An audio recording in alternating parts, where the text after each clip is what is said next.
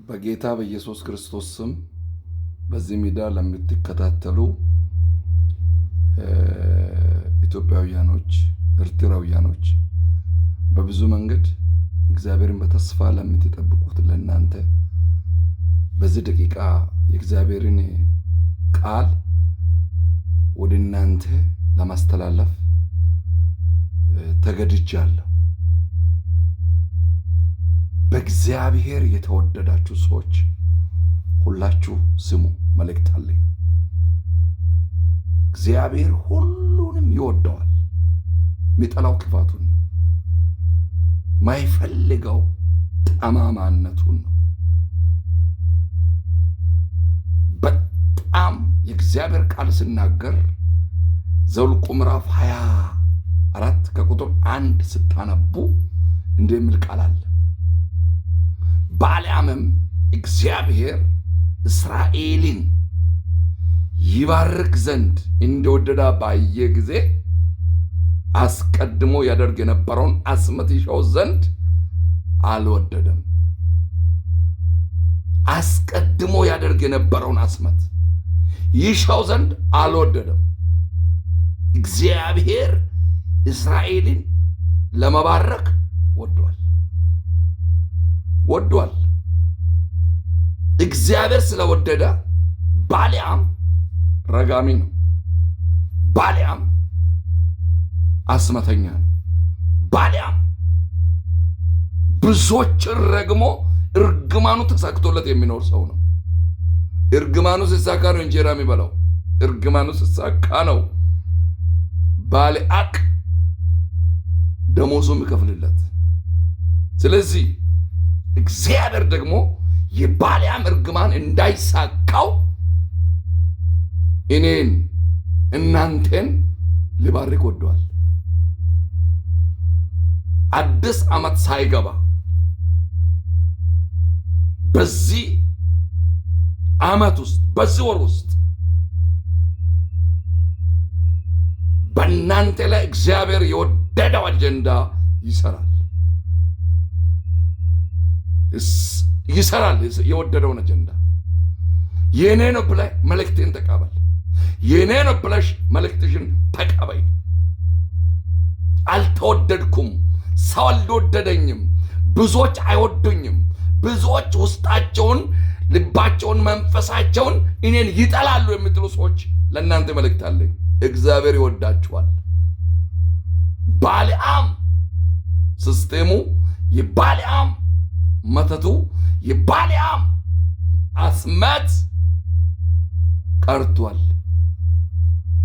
ባልዓም አስመቱን አስቀረ። እግዚአብሔር ወዶታል ህዝቡን። ስለዚህ 23ን ደግሞ ስታነቡ በያዕቆብ ላይ አስመት የለም፣ በእስራኤል ላይ ሟርት የለም ይለዋል። በጊዜ ስለ ያዕቆብና ስለ እስራኤል እግዚአብሔር ምን አደረገ ይባላል። የለም፣ አስመት የለም፣ ሟርት የለም። ክፉ ቢናገር አይሰራም ማለት ነው። በዚህ ዓመት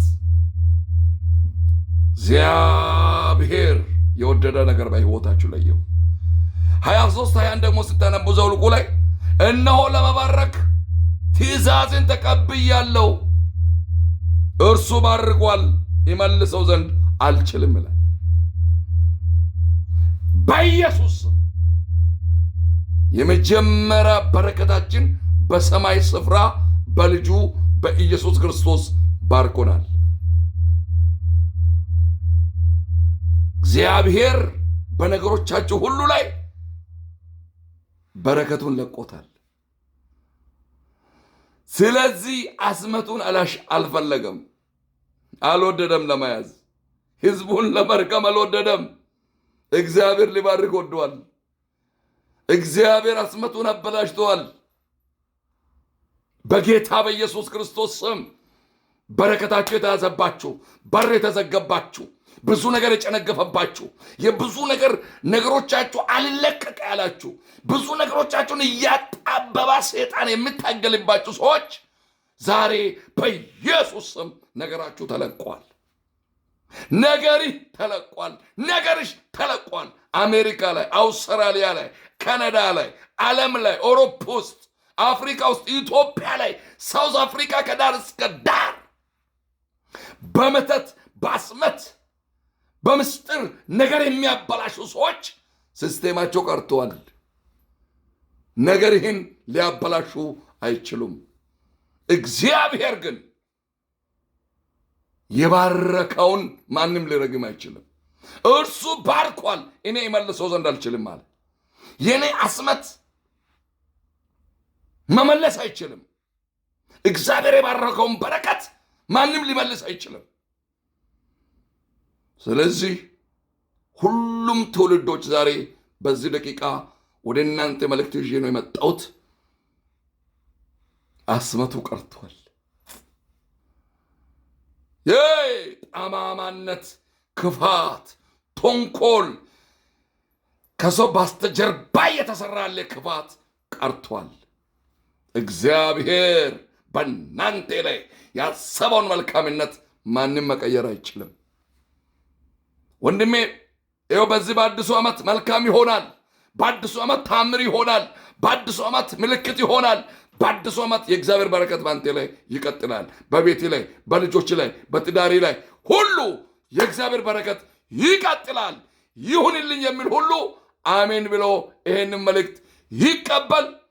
አስመቱ ቀርቷል። እግዚአብሔር ዘመናችሁን፣ ዕድሜያችሁን፣ ሕይወታችሁን ይባርክ። ጌታ ከእናንተ ጋር ይሁን። ተባረኩ።